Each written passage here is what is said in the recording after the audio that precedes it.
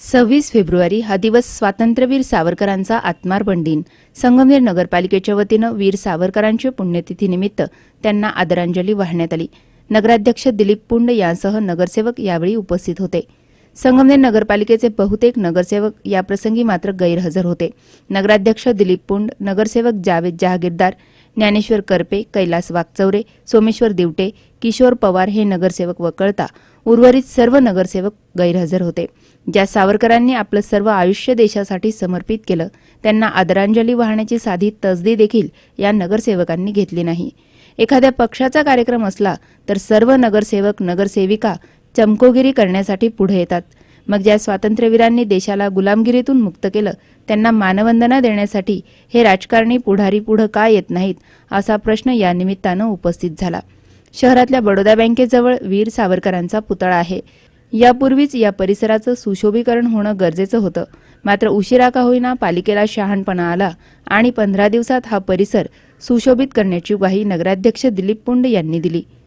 हा देश पुढे जाण्यासाठी जे काही संदेश दिले त्या संदेशाच्या नुसार जर आपण निश्चित जीवनात चाललो तर प्रगती झाल्याशिवाय राहणार नाही. त्यांनी जे काही बोध दिलेले आहेत ते आपल्या जीवनात आत्मसात केले तर आपल्याला कुठेही समाजकारणात, राजकारणात, सर्व जीवनामध्ये काही कमी पडणार नाही असं मला या पुण्यतिथीच्या निमित्तानं वाटतं. त्यांची पुण्यतिथी ही आज आपण बघतो आहोत. त्यांच्या विचारावर हा देश चालत आहे. त्यामुळे त्यांनी केलेलं कार्य निश्चितच आपल्या सर्व तरुणांना, आपल्या सर्व देशवासियांना हे अतिशय प्रेरणादायी आहे. आपण सुद्धा पुढच्या काळात सुद्धा नुसती त्यांची जयंती, पुण्यतिथी साजरी करून चालणार नाही, परंतु त्यांनी जे आदर्श विचार दिले ते विचार पुढे नेण्याचं काम आपल्या सर्व तरुणांना, सर्व नागरिकांना न्यायचं आहे. पुढं हे कार्य पुढे न्यायचं आहे. यासाठी आपण सर्वांनी कटिबद्ध असलं पाहिजे. निश्चितच त्यांचे विचार जर आपल्या जीवनात आचरणात आणले तर आपल्याला पुढे जाण्यासाठी काही अडचण जीवनात येणार नाही असं मला या ठिकाणी वाटतं.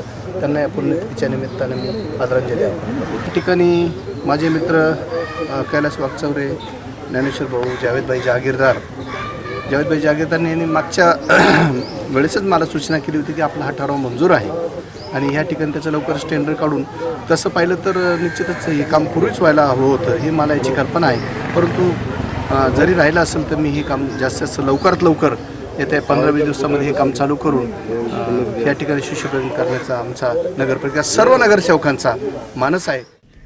मागील काही दिवसांपूर्वी सावरकरांचा चष्मा या ठिकाणाहून गायब झाला होता. लहान मुलं खेळताना हा चष्मा पडला. तातडीनं तो नाशिकहून दुरुस्त करून आणल्याची माहिती नगराध्यक्ष दिलीप पुंड यांनी दिली. देशाला पुढे जायचं असेल तर विज्ञानवाद आणि विवेकवाद हेच आपल्या रोगावरचं औषध आहे. याचा विचार तरुण पिढीनं करणं गरजेचं बनलंय. सी मूव्ही झेन न्यूजसाठी प्रतिनिधी बाबासाहेब कडू, संगमनेर.